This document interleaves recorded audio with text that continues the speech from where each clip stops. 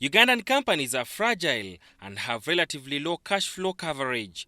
Only about 15% of surveyed companies can sustain more than 3 months of operation on their current cash flow. Others must take adjustment measures to keep their profitability at a level that would allow their continued operation.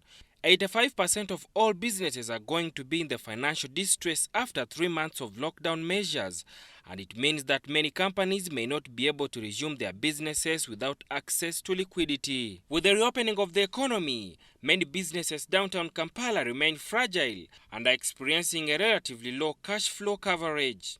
Only about 15% of the surveyed businesses can sustain more than 3 months of operation on their current cash flow.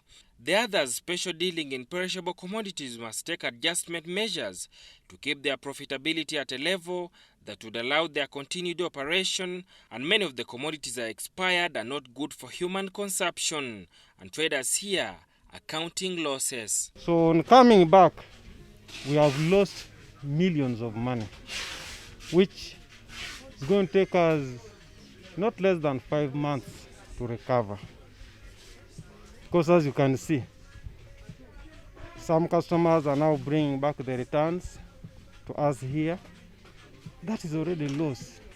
We have nowhere to put apart from disposing it. Recovery for most businesses is expected to take more than 3 months and possibly until the end of the year. 70% of the respondent businesses estimated their recovery time of more than 3 months, and only 4.1% believe that it will take 1 month or 3, whereas the remaining 25.6% envisage their recovery period of 1 to 3 months. So it will be more than 50 in a month's time. That's why I gave an assessment that on a forecast it will take us about 5 months to recover.